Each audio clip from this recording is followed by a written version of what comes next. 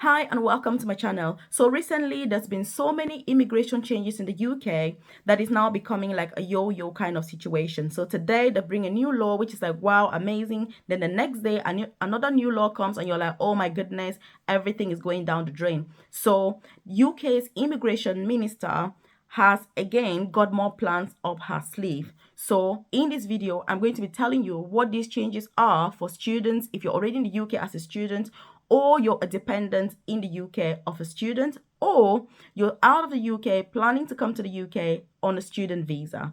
Also, if you're out of the UK planning to bring your dependents to the UK with you, then obviously you 100% need to know what these changes are because they're going to be affecting you, in fact, massively.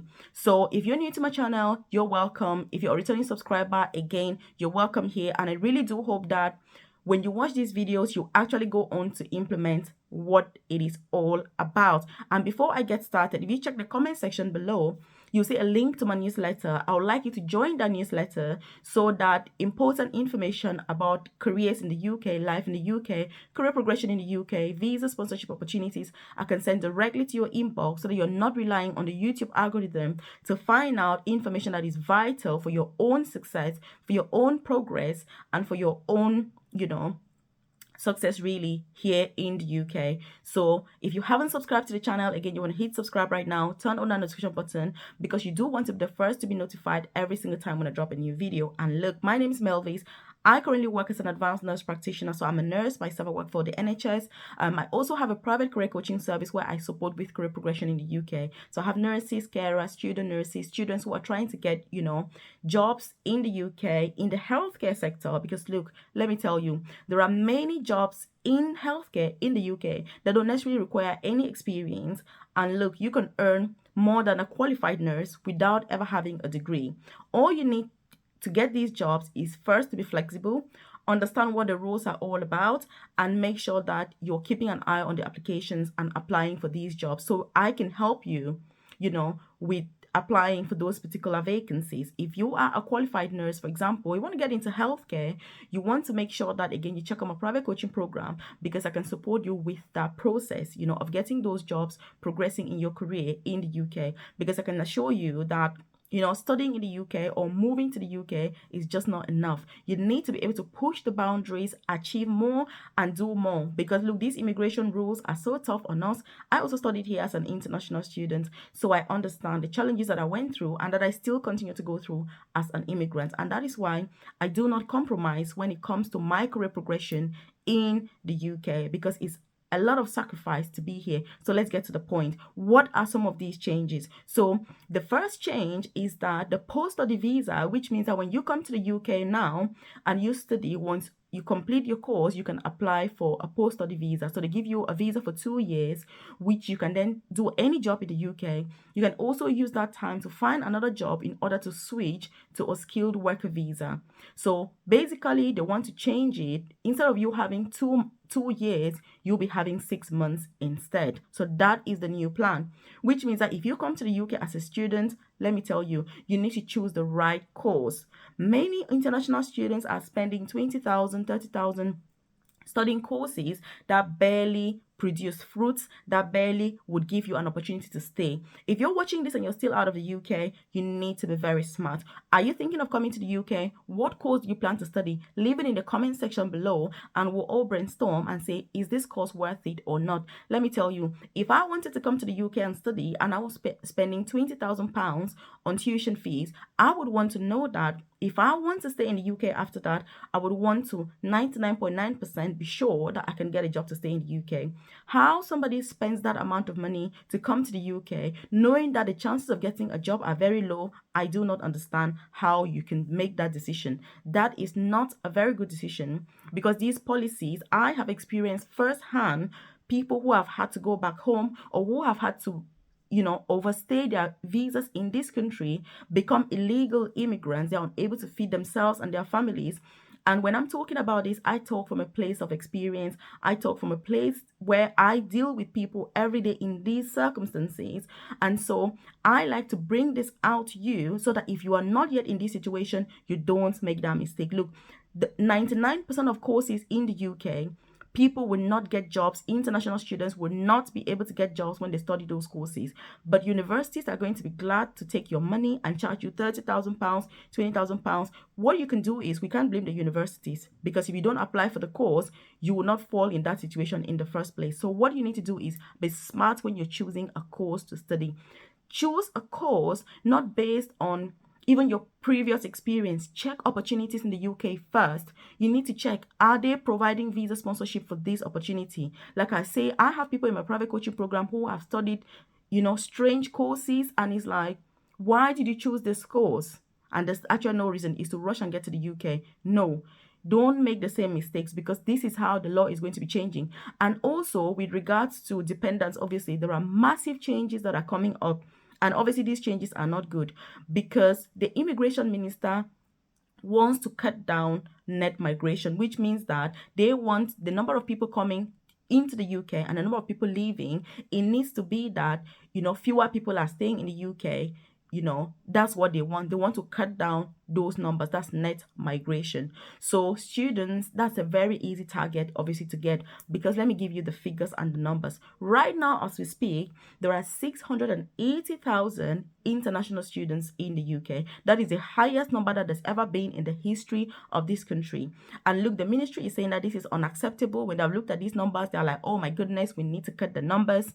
And so obviously that is the plan. So to cut the numbers, you do that by changing the laws, because when you change the laws, those laws are going to deter people from coming to the UK, on a student visa. And that is why universities right now are obviously fighting against these laws, because at the end of the day, a university is someone's business, which means that whatever course you choose to study, it is not their problem, because they don't have to guarantee you a job in order to get you a place on the course. All they care about is that you pay the money for the tuition fees that they're asking you. What happens to you after that? No one cares. And that's why you need to be very smart with the courses that you're choosing to study in the UK, and paying huge amounts of money, ridiculous amounts of money, to then get sent back if you want to stay in the UK once you've completed your course. Because the truth is, international students are just a source of income, because you bring in £35 billion in the UK every year. And that's why universities are obviously kicking back, because they're going to lose out on this money. And when the ministry actually looked at the data, and by the way, if you're enjoying this content, I want you to just like the video. It lets me know they're enjoying content like this and I should do more. If you haven't subscribed, also hit subscribe right now. Turn on that notification button, because you want to be the first to be notified every single time when I drop a new video on here about latest updates in the UK. If you need my support, then obviously consider joining my private coaching program, where I can support you personally, whether you're applying for these courses, you're applying for jobs in the UK, you're keen on career progression. That is really what I specialize in, because like I say, I also studied nursing in the UK as an international student, so I understand the challenges that we face, not only as immigrants, but as people that have studied here in the UK. So you want to make the most of that opportunity to make sure that you're not losing out. So again, all these changes are just there to deter more people, obviously, from coming to the UK. So when you look at the numbers, 41% of people that actually applied for this particular visa are Indian students. And even though the minister herself, in charge of this department, is of Indian origin, apparently it has been said that this is very unacceptable to have this high number of students staying in the UK on this visa, and that people are just taking random courses to get shortcuts to remain in the UK, claiming that they are coming to study, but it's just a way of getting the 2-year visa in order to remain in the UK. So look, you want to be smart, you want to make hay while the sun shines, you want to make sure that you're not losing out, because if you come and study these courses, look, you will be sent back home. You don't want to stay in the UK illegally. So be smart when you choose your course. That's the first change that is coming. The second change is regarding dependence.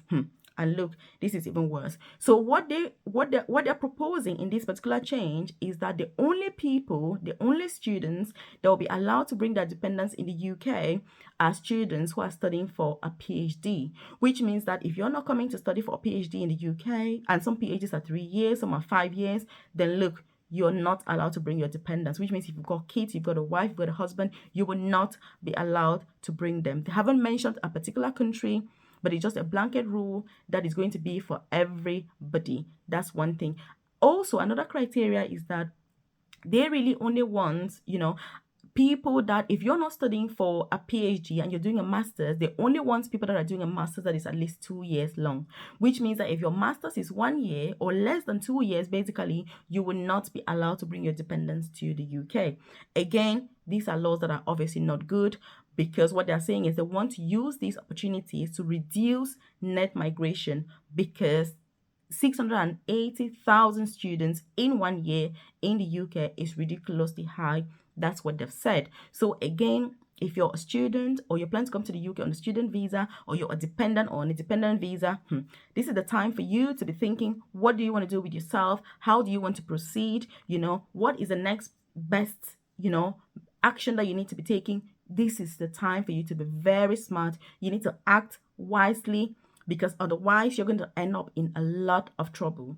Because even many of the students that are changing into carer visas, I can tell you that it's not easy, because this is something that I deal with on a daily basis. Like I said, I've got a private coaching program where I support, I have many students in my program trying to get carer jobs. Yes, we do get to it eventually, but it is not a very easy, straightforward process right now like it used to be. So please, you need to be smart with the courses you're choosing. Very important when you're studying overseas. This doesn't mean that, you shouldn't pursue your passion or things like that. But look, you need to choose with your brain. When you're choosing to study a course in a country like the UK that is so expensive, you cannot just go with your passion. Oh, I'm passionate about this, or I'm passionate about that. It doesn't work. Passion does not give you a visa. Passion does not give you a job. What you need is real data. What does the UK need? And that's what the minister has said. The minister has said that immigration rules need to change depending on what the UK needs. It is not about, did we just change the law yesterday or not? No, it is about what does the country need. And so those rules must change and adjust to what is needed. So again, like I've said, what is your situation? I want to leave a comment in the comment section. Are you in the UK as an international student? Are you a dependent? How do you feel about these laws? Are you planning to move to the UK very soon? What course are you studying? Leave it in the comment section and we're going to dissect it and see what jobs are there. You need to check the jobs first before you ever apply for any courses, because look, it is getting tougher and tougher when it comes to these immigration rules, and you don't want to waste all this money and then not achieve what you want. So again, thank you for watching the video. Keep watching. I've done lots of videos about scholarships, study for free in the UK. So you 100% want to check those out. Again, remember to join my newsletter. I've left the link in the comment section below. So when you join, you'll be able to get this information directly from me. So thank you for watching. Keep watching the videos. Bye for now.